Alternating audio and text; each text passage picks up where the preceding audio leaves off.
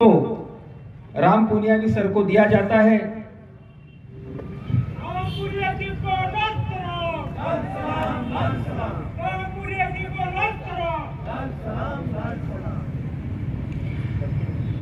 खरीदेंगे। सस्ती किताबें भी हैं और कीमती किताबें भी हैं, लेकिन हमारे घर में किताबें होनी चाहिए। जिस विषय पर यहाँ पर सभा रखी गई है, मैं सबसे पहले पहलगाम के आतंकवादी हमले में जो हमारे भारतीय नागरिक जिनको मारा गया, मैं उनको पहले श्रद्धांजलि अर्पित करता हूं। सैयद शाह हुसैन जो हमारा भारतीय नागरिक था, जो घुड़सवार था और उसने आतंकवादियों की बंदूक छीनने की कोशिश की, हमारे नागरिकों को बचाने की कोशिश की और उस पर उन्होंने फायरिंग की, वहां पर शहीद हो गया। मैं उसे भी श्रद्धांजलि अर्पित करता हूं। साथियों, जिस तरह हमारे देश के सैनिक हमारी सीमाओं की सुरक्षा करते हैं, जिस तरह हमारे पुलिस हमारे देश में कानून और व्यवस्था रखकर गुनहगारों से हमको बचाते हैं, उसी तरीके से जो हमारे महापुरुष होकर गए, छत्रपति शिवाजी महाराज, शाहू फुले अंबेडकर, शहीद भगत सिंह, सुखदेव, राजगुरु, अशफाकुल्ला खान, राम प्रसाद बिस्मिल, इन्होंने भी हमको कुछ बुराइयों से बचाने की कोशिश की है। पूरी जिंदगी हमारी उनकी लगा दी है इस देश को बनाने में, इस देश को बचाने में। डॉक्टर बाबा साहब अम्बेडकर ने जो संविधान दिया है, उस संविधान के पहले पन्ने पर लिखा है कि यह देश किसी एक धर्म का देश नहीं है। देश हमारे संविधान के पहले पन्ने पर लिखा है कि हम भारत के लोग, हम खुद को यह संविधान अर्पित करते हैं। हम भारत के लोग कहा, हम भारत के हिंदू, हम भारत के मुस्लिम, हम भारत के बौद्ध, हम भारत के जैन, भारत के क्रिश्चियन, ऐसा नहीं लिखा। हम भारत के लोग। इसका मतलब यह था कि यह देश जब बन रहा था, जब आजाद हुआ और जब संविधान लागू हुआ, तब हमने किसी एक मजहब को नहीं चुना। यहां पर कई मजहब, कई जातियां, कई धर्म हंसी खुशी एक दूसरे के साथ, एक दूसरे का ख्याल रखते हुए, विविधता में एकता को सामने रखते हुए आगे बढ़े और हमारा देश एक धर्मनिरपेक्ष देश बना। उसी संविधान के पहले पन्ने पर लिखा है कि यह संविधान उपासना, श्रद्धा और अभिव्यक्ति स्वातंत्र की आजादी देता है। क्या है उपासना, क्या है श्रद्धा? हर मजहब को अपनी अपनी उपासना का जो तरीका है।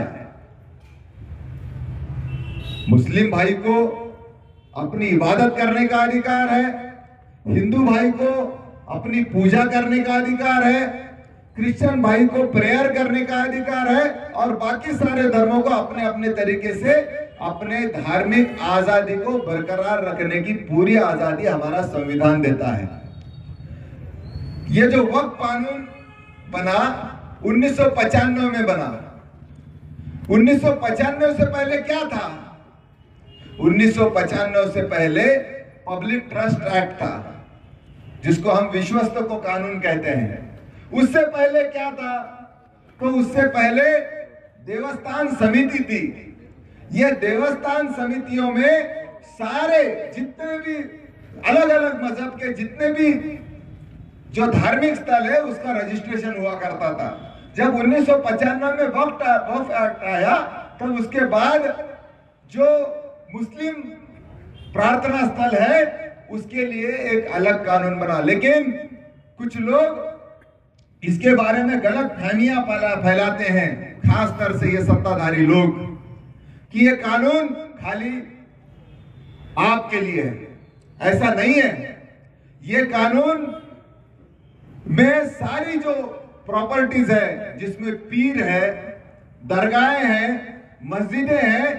अब मस्जिदों का तो समझ में आता है कि मस्जिदों में खाली मुस्लिम जाता है, लेकिन दरगाहें हैं, पीर है, संदल है, ये सारी जगहें जो है, यहाँ पर हिंदू भी जाता है, मुस्लिम भी जाता है, सभी धर्म के लोग जाते हैं। वो सारी प्रॉपर्टियां इस वक्त एक्ट के तहत उसका संचालन हुआ करता था। अब ये कानून जो बना था, ये कानून संविधान के तहत बना है। ये कानून जो बना है ये किसी की प्राइवेट प्रॉपर्टी के लिए नहीं। तो ये सारी जो प्रार्थना स्थल है, जिसमें मस्जिद है, पीर है, दरगाहें हैं, उसका संचालन किस तरीके से किया जाए उसके लिए बना। लेकिन इन्होंने जो गलत फहमियां फैलाई कि वक्फ जो है कहीं भी किसी के भी प्रॉपर्टी पर कब्जा कर रहा है, किसी भी प्रॉपर्टी पर दावा कर रहा है। अगर दावा भी कर रहा है तो उसका जो फैसला होगा वो वक्फ के अदालत में होगा। अदालत में इस कानून के तहत होगा। अगर उसके पास कागज है तब उस अदालत में होगा। लेकिन ये कौन सा तरीका है कि आप जो है संविधान को ही नहीं मानोगे, और जो संविधान में आपको उपासना का, श्रद्धा का आजादी दिया है, अगर किसी ने, किसी राजा महाराजा ने पीर के लिए, दरगाह के लिए, मस्जिद के लिए जगह दिया है और उस जगह के साथ उसकी देखभाल करने के लिए, दीवा बत्ती के लिए उसके साथ जमीन भी दिया है, तो वो उसमें क्या आपको उसमें दखलंदाजी करने का कोई अधिकार नहीं। ये हमारा संविधान कहता है। ये संविधान में राइट टू प्रॉपर्टी दिया है, आपको संपत्ति का अधिकार दिया है। आप अदानी के संपत्ति की आजादी को मानते हो, आप अदानी के संपत्ति के अधिकार को मानते हो, लेकिन किसी ने हमारे पीर के लिए, दरगाह के लिए, मस्जिद के लिए अगर जगह दिया है तो उसके संपत्ति के अधिकार में दखलंदाजी करने का अगर ये कोशिश करते हैं तो वो संविधान के खिलाफ है। और इसलिए भारतीय कम्युनिस्ट पार्टी ने सुप्रीम कोर्ट में जो वक्फ संशोधन बिल इन्होंने लाया है, जिसके तहत वक्फ बाय यूजर को इन्होंने खत्म कर दिया। और ये आप देखेंगे कि आप प्रैक्टिसिंग मुस्लिम है कि नहीं है, आपको क्या अधिकार है प्रैक्टिसिंग मुस्लिम है। भारतीय कम्युनिस्ट पार्टी की जानिब से जो जलसा रखा गया है, वक्फ बोर्ड बचाओ, संविधान बचाओ, देश बचाओ, इसके लिए जो हमारे बीच आए हुए हैं हमारे इस देश के इतिहासकार, जो इस देश का इतिहास बड़े सही ढंग से और बड़ी निडरता से हमारे सामने रखते हैं। आज राम पुनियानी जी को सुनने के लिए हर वो दिल जो इस देश को चाहता है, जो सेकुलर है, वो उनको सुनना चाहता है और उनके बताए हुए रास्ते पे अमल करना चाहता है। उसी तरह भारतीय कम्युनिस्ट पार्टी के महाराष्ट्र के joint secretary professor Ram Bayati sir, मेरे साथ आए हुए हमारे औरंगाबाद के जिले के जॉइंट सेक्रेटरी भास्कर लाहाने और कामरेड मधुकर खिल्लारे, सिल्लोड़ के हमारे बाबूराव पठाड़े, शेख बाबू भाई, भारतीय कम्युनिस्ट पार्टी के तालुका सेक्रेटरी सैयद अनीस साहब, जॉइंट सेक्रेटरी शेख इसाक भाई, और किसान सभा के हमारे बाड़ू शिंदे, उसी तरह खेत मजदूर यूनियन के हमारे असलम बेग और तिरंबक शेजुड़, और तभी मंच पर बैठे हुए मान्यवर दोस्तों, साथियों, गुलिस्तां को जब भी खून की जरूरत पड़ी, गुलिस्तां को जब भी खून की जरूरत पड़ी, सबसे पहले ही हमारी गर्दन कटी। अब ये कहते हैं हमसे अहले वतन, ये वतन है हमारा तुम्हारा नहीं। दोस्तों, इस देश को आजाद करने के लिए जो हजारों हजार मुस्लिम उलेमा, मुस्लिम नौजवान, जो जज्बे से उठे हुए सेकुलर ताकत रखने वाले तमाम मुसलमान इस देश को आजादी को 1857 से लेकर के 1947 की आजादी तक जो लड़ते रहे, जो शहीद हुए, ऐसे जिनका नाम दिल्ली के इंडिया गेट के ऊपर 61,945 मुसलमानों का नाम लिखे हुआ है। लेकिन अफसोस ये है कि जो हमारे अजदाद हैं, जो हमारे बुजुर्ग हैं, हम उनके तारीख से वाकिफ नहीं हैं। हम लेते हैं सबका नाम लेकिन भूल जाते हैं अशफाकुल्लाह खान को। हम लेते हैं सबका नाम लेकिन भूल जाते हैं अब्दुल हमीद को। हम लेते हैं सबका नाम लेकिन भूल जाते हैं ब्रिगेडियर उस्मान को। हम लेते हैं सबका नाम इस देश के लिए जो जो लड़े, चाहे वो मौलाना हसरत मोहानी हो या जो है तो जो बंबई के अंदर हम जाकर के घूम करके देखते हैं मोहम्मद अली रोड, वो मोहम्मद अली शौकत अली ब्रदर हो, जिन्होंने इस देश के आज़ादी के लिए 1857 के बाद हिंदू मुसलमान और सभी समाज को साथ में लेकर के लड़ने का काम किया और इस देश के लिए अपनी जान दे दी।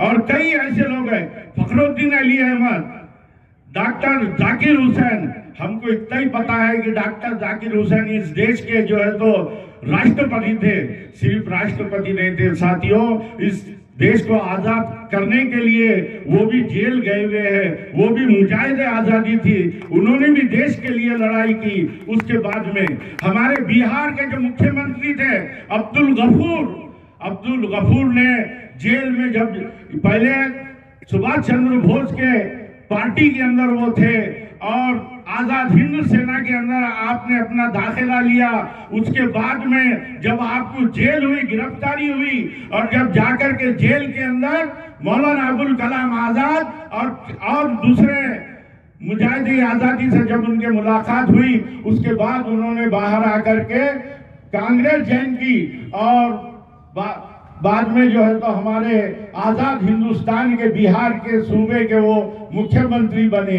ऐसे ऐसे लोग हैं, लेकिन इस तारीख से हम वाकिफ नहीं है। हमारे को तारीख के पन्ने खोल के देखना पड़ेगा। अभी जैसे ऐलान हुआ कि हमारे घर में किताब होना चाहिए, घर में हर एक के किताब होना चाहिए, हम किताबों से दूर हो गए हुए हैं। ये सिर्फ मुसलमानों के लिए नहीं कह रहा हूँ, अगर मुसलमानों की तारीख मुसलमान पढ़ेंगे तो हमारे हिंदू भाई भी पढ़ेंगे, हमारे दलित भाई भी पढ़ेंगे, हमारे क्रिश्चियन भाई भी पढ़ेंगे। और जो ये आज की हुकूमत हमारे को गुमराह करने का काम कर रही है कि भाई जो है तो हर एक बिल जब से आए किसके बारे में लिया जा रहा है। एक तरफ कहते हो हिंदुत्ववादी सरकार, इनको फिक्र नहीं है यहाँ के किसानों की, इनको फिक्र नहीं है यहाँ के खेत मजदूरों की, इनको फिक्र नहीं है यहाँ के बेरोजगार नौजवानों की, इनको फिक्र नहीं है यहाँ के मजदूर पेशा गरीब लोगों की, इनको फिक्र खाली पड़ी हुई है मुसलमानों की। इसलिए आते ही कभी 370, कभी 3 तलाक, जैसा मुसलमान रोज शादी कर रहा और रोज तलाक दे रहा, इस तरीके का जो है तो एक माहौल जो है तो पूरे हिंदुस्तान में बना दिया गया है। तो 3 तलाक का कानून लेकर के आए, बाद में NRC CA और अब वक्फ बोर्ड का कानून हमारे सामने है। इस ताल्लुक से मैं ज्यादा कुछ बात नहीं कहूंगा, लेकिन ये जो कानून बन रहे हैं ये समझ लीजिए ये हमारी बहबूदी के लिए नहीं है। बड़ी मोहब्बत से एक तकरीर के अंदर हमारे प्राइम मिनिस्टर कहते हैं कि यहाँ के पसमानदा मुसलमानों के ऊपर बहुत जुल्म हुआ और जो वक्फ बोर्ड की प्रॉपर्टियां हैं उसका पैसा मैं मुसलमानों को लगाऊंगा। अरे मोदी जी, आपने जैसे ही आया यहाँ पर तो हमारे हज का जो सब्सिडी थी वो बंद कर दी और वो कहा था कि सब्सिडी के पैसे मैं गरीब और यहाँ के पसमानदा मुसलमानों के लिए खर्च करूंगा, जिनके पास पूरे 543 MP के टिकट देने के अंदर किसी मुसलमान का नाम नहीं आता। मुसलमान की हमदर्दी की बात करते हैं, मुसलमानों के पसमानदा लोगों की जो तो बात करते हैं। ये सब मगरमच्छ के आंसू है, मगरमच्छ के आंसू है, दिखाने के और खाने के और। तो मेरा इतना ही बोलना है मेरे साथियों, जिस तरीके से NRC के अंदर जो रोडों के ऊपर हमारी माँ बहनें आई थी और उसके बाद में मजबूर होना पड़ा यहाँ की हुकूमत को उस बिल को ठंडे बस्ते में डालने के लिए, उसी तरह वक्फ बोर्ड के इस बिल के खिलाफ हमारे को एक साथ मिल करके और जो अनजाने लोग हैं उनको ये समझाए कि ये आज हमारी और कल तुम्हारी बारी है। आज हमारे लिए पूरे हिंदुस्तान के अंदर 30 लाख से ज्यादा जो तो मस्जिदें हैं और दरगाहें हैं, खानखाएं हैं, लेकिन करोड़ों के अंदर मंदिर है। क्या मंदिरों की प्रॉपर्टियों के अंदर भ्रष्टाचार नहीं हो रहा है? उसके लिए आपको फिक्र नहीं है, लेकिन ये बताया जा रहा है कि वक्फ की जो प्रॉपर्टी है उसके अंदर भ्रष्टाचार। ठीक है, हुकूमत है, अपने बोलते हैं जिनके पास सत्ता आती है, जिनके पास कुर्सी आती है, तो हर जगह घपले करते हैं। कुछ घपले हुए होंगे, लेकिन उसका मतलब ये नहीं है कि तुम आप ये कानून बदल दे। इसलिए भारतीय कम्युनिस्ट पार्टी के जो हमारे जनरल सेक्रेटरी है डी राजा, उन्होंने अपने बोलते इसके खिलाफ अपने सुप्रीम कोर्ट के अंदर बिल अपना जो है तो इसको रील दाखिल की है, और हमारे को तवक्को है कि जीत हमारी होगी, लेकिन उसको हमारे को एक जहती बताना पड़ेगा और एक साथ मिलकर के लड़ना पड़ेगा। इतना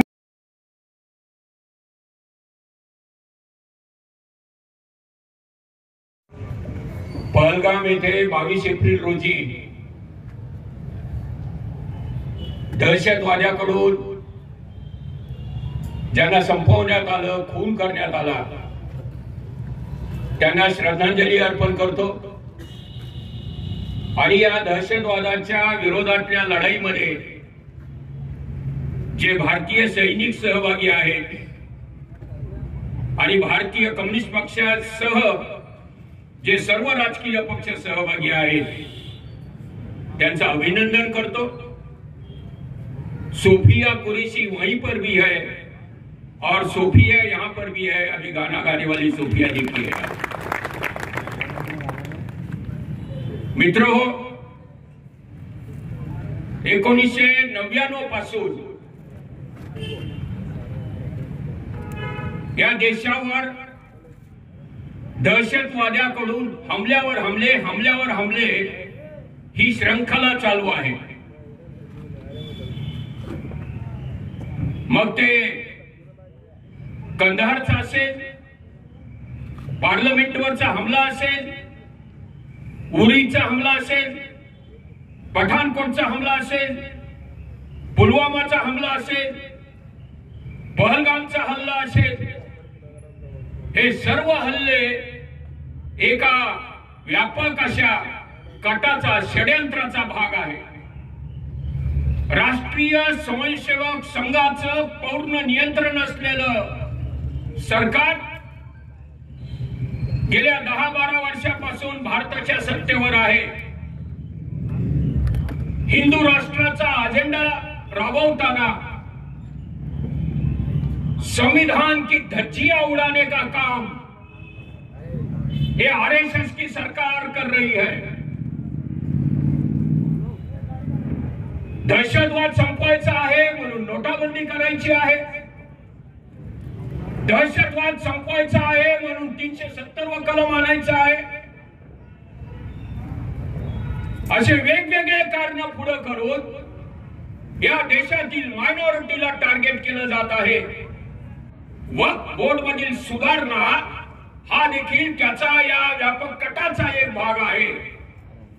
किसी भी हालत में मुस्लिम कम्युनिटी को बैकफुट पे ले जाना, शांति से जीने नहीं देना और उनको टारगेट करना, एक काम है आरएसएस की सरकार कर रही है। वक्फ बोर्ड मधील सुधारणा ज्या आहेत तो त्याचा भाग आहे। वक्फ की प्रॉपर्टी या मुस्लिम कम्युनिटी की प्रॉपर्टी है, देवस्थानांची प्रॉपर्टी, हिंदू देवतांच्या जागांची प्रॉपर्टी ही हिंदूंची प्रॉपर्टी आहे। वक्फ बोर्डचं नियंत्रण सर्व मुस्लिम समुदायाची मंडळी करत असताना आता अचानक त्याच्यात सुधारणा करून आणणं, त्याच्यात मुस्लिमेतर जे आहेत त्यांना सहभागी करून घेणं आणि हे करत असताना हिंदूच्या ताब्यात असणाऱ्या ज्या जमिनी आहेत त्याच्यावर कंट्रोल त्याच्यावर मात्र मुस्लिमांना घेतलं जात नाही, ही जी दुटप्पी भूमिका आहे त्याचा आपण निषेध करायला पाहिजे। कुठल्याही परिस्थितीमध्ये या समाजात हिंदू मुस्लिमामध्ये भिंती निर्माण करणं हे काम हे सरकार गेल्या अनेक वर्षापासून करत आहे। आणि 1925 पासून स्थापन झालेला जो राष्ट्रीय स्वयंसेवक संघ आहे त्याचा आता अजेंडा जरा जास्त स्पीडनी जास्त गतीने ते पुढे रेटत आहे। आणि म्हणून हे लक्षात घेतलं पाहिजे आपण। मी या प्रसंगी जास्त बोलत नाही कारण की 10 वाजता आपल्याला संपवायचं आहे आणि 9 वाजून 5 मिनिटं झालेली आहे, 10 मिनिटं होत आलेली आहे।